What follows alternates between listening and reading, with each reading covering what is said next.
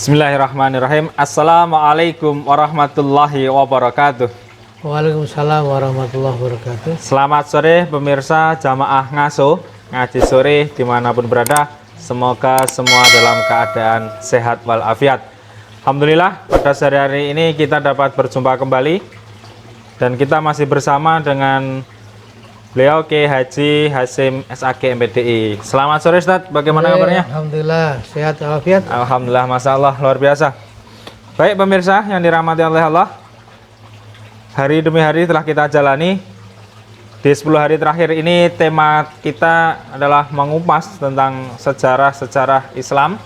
Ada banyak-banyak peristiwa khususnya yang terjadi di bulan Ramadan. Ini memang saya rangkai khusus di Ngaso jilid 1 ini. Jadi mengupas tentang beberapa peristiwa yang terjadi di bulan Ramadan. Baik pemirsa yang dirahmati oleh Allah, pada hari ini kita akan mengupas sejarah tentang Khalid bin Walid saat menghancurkan berhala Al-Uzza.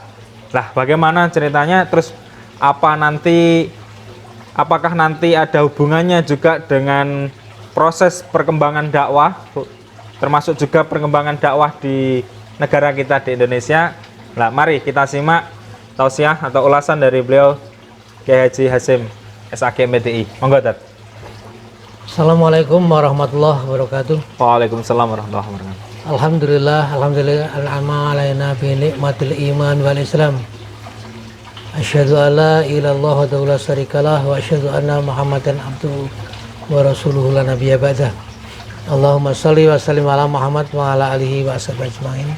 Amma ba'd, usikum wa nafsi bi taqwallah faqad fazal muttaqun. Alhamdulillah sore hari ini di akhir-akhir bulan suci Ramadan tahun 1443 Hijrah, saat-saat yang sangat krusial di akhir Ramadan atau sepertiga terakhir di bulan Ramadan ini, untuk kita pertahankan ubudiyah amal kita, maka terlebih dulu mari kita ucapkan dulu bersyukur kepada Allah. Pada sore hari ini kita dipertemukan dalam acara ngaso ngaji sore bersama ofisial SMK Muhammadiyah 3 Dolopo.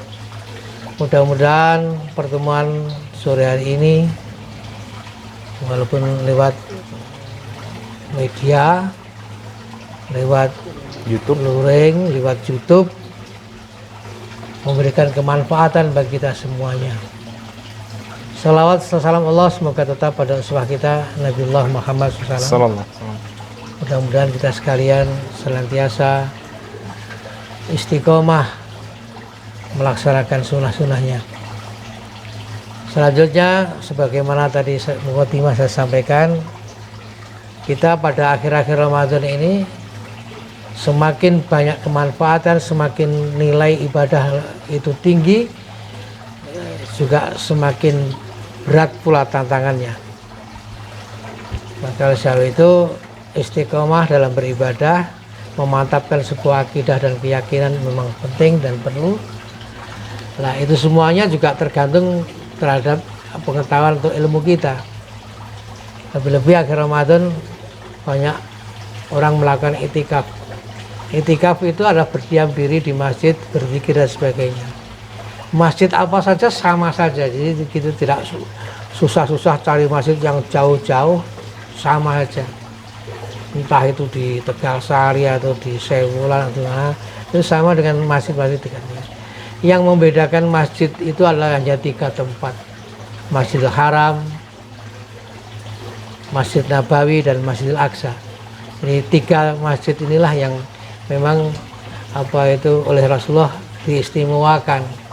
Kita disuruh berkunjung ke 3 masjid itu: Masjidil Haram di Makkah Mukarramah, Masjid Nabawi di Madinah, dan Masjidil Aqsa di Palestina. Dan orang yang berdiam diri atau itikaf di sana itu jauh lebih mulia, lebih bermanfaat, lebih nilainya lebih agung. Kalau di Indonesia semua masjid sama, yang pada intinya kita sekalian ini bisa melaksanakan i'tikaf. Nah, maka jangan sampai punya keyakinan, oh masjid ini lebih, enggak, sama saja. Hanya saja bedanya memang masjid-masjid umpamanya di Sewulan, masjid di Tegalsari itu memang masjid bersejarah. Apakah tidak boleh? Boleh-boleh saja. Tapi jangan jangan berakidah punya kelebihan pahala atau perintah Allah terhadap i'tikaf, itu tidak ada. Kelebihannya ya masjid itu adalah masjid bersejarah, masjidnya yang didirikan oleh orang ulama yang terdahulu begitu. Nah, maka kaitannya dengan akidah, dengan kepercayaan dan keyakinan ini masih terkait di akhir-akhir bulan Ramadan tahun ke-8 Hijrah, yaitu tahun 630 Masehi. Setelah Fathu Makkah itu Rasulullah memerintahkan kepada Khalid bin Walid untuk menghancurkan patung Al-Uzza. Ya, ini juga yang namanya Lata, Uzza, Manat, Hubal, itu patung-patung yang terkenal itu sesungguhnya dulu adalah juga orang-orang yang suci, orang-orang yang seorang ulama, tapi karena dikultuskan dan sebagainya, kalau dulu belum ada foto dijadikan patung, terus akhirnya dihormati, diberi persembahan, akhirnya menjadikan sebuah kemusyrikan. Nah, makanya sebab itu ketika selesai Fathul Makkah, Rasulullah memerintahkan Khalid bin Walid untuk menghancurkan patung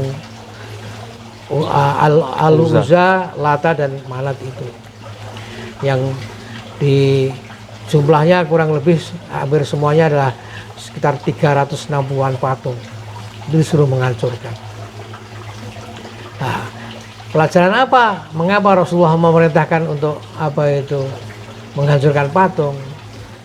Nah, ini juga menyangkut sebuah kepercayaan dan akidah pula. Karena orang-orang yang menyembah patung, menyembah berhala itu adalah sebuah perilaku musyrik. Dia adalah menyekutukan Allah secara terang-terangan. Maka oleh sebab itu patung yang menjadi sesembahan mereka itulah yang harus dihancurkan. Nah, menyangkut akidah, penting bagi kita sekalian, umpama sajalah orang yang usianya oleh Allah diberi 60 tahun, sudah sampai usia 59 lebih 29 hari, kurang 1 hari sudah hampir 60, dan di hari terakhir itu dia melakukan musyrik, menyekutukan Allah, maka lenyaplah amal ibadahnya. Maka pentingnya sebuah akidah dan keyakinan. Maka oleh sebab itu tidak hanya di Arab sana saja, ternyata tidak hanya di Indonesia saja, ternyata di Arab pun juga perilaku musyrik, menyembah berhala, berkeyakinan hal-hal yang sifatnya takhayul, khurafat itu juga terjadi di Arab sana. Nah, makanya setibanya di Nakhlah, Khalid bin Walid menghancurkan Uzza itu. Maka Rasulullah bertanya, apakah Uzza sudah engkau hancurkan? Tanya Rasulullah. Sudah wahai Rasulullah, jawab Khalid. Apakah kau melihat sesuatu? Tanya Rasulullah lagi. Tidak ada ya wahai Rasulullah, jawab Khalid dengan jujur. Jika begitu engkau belum membunuhnya, kembalilah ke sana dan hancurkan Uzza. Maka Khalid kembali ke Nakhlah. Sesampai di area pemujaan Uzza itu, Khalid bin Walid melihat seorang perempuan yang hitam, yang menyeramkan. Kalau sini kira-kira ya, gambarannya di film Mak Lampir seperti itu. Nah, ternyata oleh Rasulullah disuruh membunuh, maka ditebaslah perempuan itulah. Perempuan yang menjerit-jerit, yang seram, menyeramkan, kulit hitam itu ternyata jelmaan dari patung di patung Uzza itu. Maka perlu kita hati-hati, dan ketika kita sekalian berbuat sesuatu, maka janganlah sampai kita ini memuja-muja sebuah benda dan sebagainya. Maka ada istilah di dalam di dalam pelajaran kita di sekolah kita di SMK Muhammadiyah ada yang namanya TBC, takhayul, bid'ah dan khurafat. Apa itu takhayul? Takhayul itu adalah mempercayai sesuatu yang gaib yang datangnya dari mito, legenda atau cerita-cerita. Wah, ini itu namanya takhayul, termasuk perbuatan syirik gitu. Nah, apa itu khurafat? Khurafat itu mempercayai bahwa benda atau barang-barang yang dikeramatkan seperti keris, nah itu punya kekuatan yang luar biasa. Nah, ini keris dan sebagainya, apa itu senjata-senjata dan sebagainya, itu bisa saja seperti Uzza, di sana dimasuki jin, dimasuki apa, karena olah manusia, karena disembah-sembah, karena dipuja-puja, karena mungkin dikasih kembang dan sebagainya. Makanya penting bagi kita sekalian, ketika kita sudah berakidah, meluruskan tauhid kita, iman kita itu adalah kita sekalian ini harus murni kita menyembah Allah, jangan sampai kita mensekutukannya. Oleh sebab itu di dalam Al-Quran kita diperingatkan oleh Allah Subhanahu Wa Taala, a'udzubillahi minasyaitonirrajim, innallaha la yaghfiru ayyushraka bihi wa yaghfiru ma duna dzalik liman yasha wa may yusyrik billah faqad iftara isman ngadzima. Ya, ini sebuah peringatan bagi kita sekalian. Kita sekalian tidak boleh, yang namanya syirik itu adalah perbuatan dosa yang tidak akan terampuni oleh Allah Subhanahu Wa Taala. Maka oleh sebab itu penting kita luruskan niat kita ibadah. Ini ibadah itu benar-benar karena Allah. Boleh jadi orang kelihatannya sholat, kelihatannya melaksanakan tahajud, tapi bisa juga mereka syirik karena hatinya. Karena ketika sholat itu tidak niat untuk beribadah kepada Allah, tapi niatnya adalah selain ibadah, mencari sesuatu dan sebagainya. Maka oleh sebab itu memang Allah Subhanahu Wa Taala memberikan keleluasan kepada semua saja untuk beribadah atau berdoa kepadanya. Jangankan orang yang soleh, orang yang baik, orang yang pecundang, orang yang bejat, katakan orang begal pun doanya akan dikabulkan Allah ketika dia berdoa yang sesungguhnya.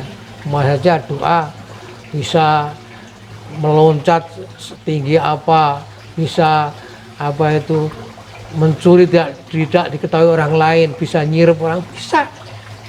Nah, karena tujuan mereka adalah untuk hal-hal yang kekufuran, untuk kemaksiatan.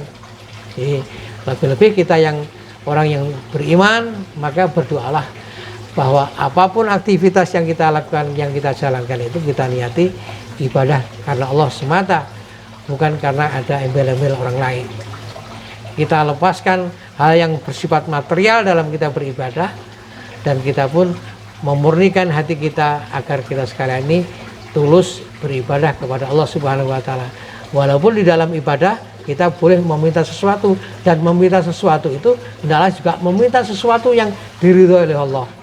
Kalau mungkin kita sebagai orang tua ketika kita sholat ada tempat-tempat yang mustajabah, seperti ketika sujud terakhir di tasyahud akhir itu, kita akan tasyahud akhir, sujud yang terakhir setelah kita membaca subhana rabbiyal a'la atau subuh kutusu warabul malaikatu waruh atau yang lainnya, kita sekalian berdiam berdoa, bisa mendoakan agar anaknya menjadi anak yang sukses, anaknya menjadi anak yang soleh, boleh. Tapi tidak boleh kita meminta sesuatu jangkauan di luar jangkauan manusia, artinya yang tidak diridhoi oleh Allah. Umpamanya saja kita sholat beribadah tapi tujuannya untuk menggait oleh orang lain, lebih-lebih menggait istri orang lain, tidak boleh. Nah ini contohnya. Nah ini yang tidak diridhoi oleh Allah Subhanahu Wa Taala. Maka ketika Rasulullah memerintahkan kepada Khalid bin Walid untuk menghancurkan patung Al-Uzza itu sebuah gambaran bagi kita sekalian betapa Rasulullah memperhatikan pentingnya memurnikan akidah kepada umatnya agar tidak melakukan kemusyrikan. Walaupun ada yang musyrik yang kecil itu diusahakan untuk dihilangkan, seperti riya, ujub, itu kan termasuk syirik kecil, karena riya itu kan memamerkan ibadah. Ketika orang memamerkan ibadah, ada unsur ketidakpercayaan kita kepada Allah, ketidakpedean kita bahwa apa yang kita lakukan ini adalah untuk Allah. Kita hanya menunjukkan kepada orang agar dipuji orang dan sebagainya. Nah, ini juga termasuk syirik kecil. Mulai syirik yang kecil sampai syirik yang besar, kita sekalian berusaha untuk menghindarinya, untuk menjauhinya, agar ketulusan kemurnian akidah kita ini benar-benar terjaga. Kira-kira ini hikmah bagaimana Rasulullah memerintahkan Khalid bin Walid meruntuhkan berhala Al-Uzza. Mudah-mudahan kita dapat mengambil itibar pelajaran dari peristiwa itu, dan mudah-mudahan Allah senantiasa memberikan hidayah kepada kita, dijauhkan dari sifat-sifat syirik, baik syirik kecil maupun syirik yang besar. Kurang lebihnya mohon maaf. Nasrul minallah wa fathun qarib. Wassalamualaikum warahmatullahi wabarakatuh. Waalaikumsalam warahmatullahi wabarakatuh. Baik, alhamdulillah pemirsa yang dirahmati oleh Allah, materi pada sore hari ini sangat kompleks ya, dimana ada sebuah peristiwa yang terjadi zaman Rasulullah, kemudian sama beliau tadi disangkutkan ya, dihubungkan dengan kehidupan di Indonesia ini. Lah, mungkin ini ada sedikit pertanyaan, kalau tadi ada ibrah yang atau pelajaran yang kita ambil dari peristiwa itu tadi, Khalid menghancurkan berhala dan lain sebagainya. Nah, kalau tadi juga disampaikan tentang TBC. Nah, ini mungkin ada tips supaya kita bisa terhindar dari yang namanya TBC gitu. Itu tadi, supaya kita terhindar ya kita murnikan, kita senantiasa belajar. Kita harus menyadari bahwa hidup ini adalah sebagaimana Adzariyat 56 adalah untuk menyembah Allah, beribadah kepada Allah, maka jangan sampai kita mengabdi kepada selain Allah dalam urusan-urusan akidah atau keyakinan hati. Nah, kalau begitu, seseorang tidak boleh minta tolong kepada yang lainnya, kepada manusia. Nah, artinya minta tolong kepada manusia itu minta tolong yang sebatas manusia bisa.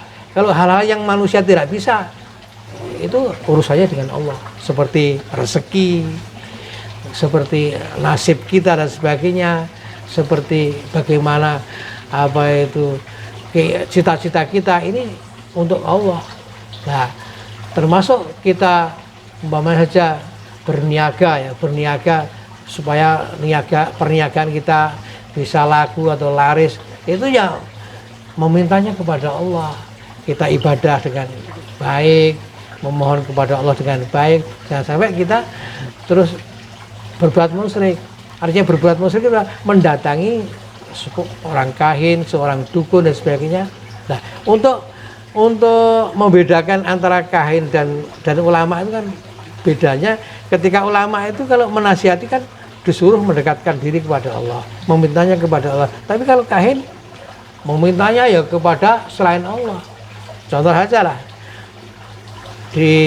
itu kemarin yang di mana itu Rara itu ya, Rara itu di mana itu di Mandalika itu. Nah, itu kan sebuah contoh, sebagai seorang muslim tidak boleh melakukan hal yang semacam itu.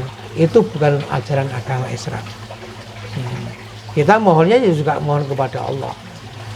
Saya kira gitu. Memang awal mula Indonesia, perkembangan awal itu memang Indonesia kan terkenal dinamisme, animisme dan sebagainya. Ketika para wali datang itu harus belajar sosiologi, bagaimana orang-orang Indonesia ini supaya mereka bisa untuk diajak bertauhid. Makanya di Ponorogo itu ada istilah Betoro, ada nama Betoro Katong. Betoro itu kan nama Hindu, yang benar kan Sunan Katong. Karena supaya orang di lingkungan situ itu mempercayai Katong, maka disebutlah Betoro. supaya mengikuti Katong, Sunan Katong itu. Nah, barangkali seperti itu. Ya, termasuk di Demak Bintoro itu ada makam Darmakusumo. Darmakusumo itu di pewayangan adalah barepnya Pendowo. Dia mati dibunuh oleh Sunan Kalijogo dengan membaca Syahadatain. Itu kan sebuah upaya bagaimana orang-orang yang mempercayai sebuah mitos yang kedewaan dan sebagainya itu, loh, kalau pengen meninggal dunia dengan baik maka harus bersyahadat. Ini kan cara dakwah wali-wali terdahulu, pendekatan mereka agar mereka memahami cara mendekati, memahami agama Islam seperti itu. Ya, yang sesungguhnya kemungkinan bisa jadi makam Darmakusumo atau Puntadewa itu ya akal-akalannya wali supaya orang mempercayai, terus mereka masuk Islam seperti itu. Oh iya. Menarik sekali pemirsa, ini rahmati oleh Allah.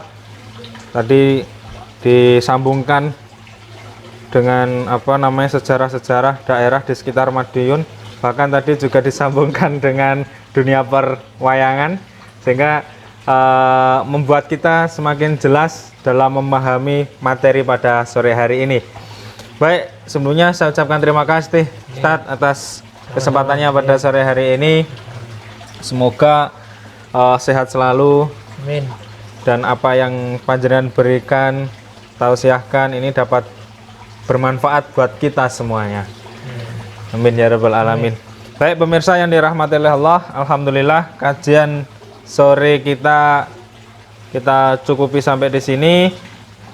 Next time di episode selanjutnya kita akan kupas lagi beberapa peristiwa yang terjadi di bulan Ramadan. Oke, akhirnya kurang lebihnya dari kami mohon maaf yang sebesar-besarnya.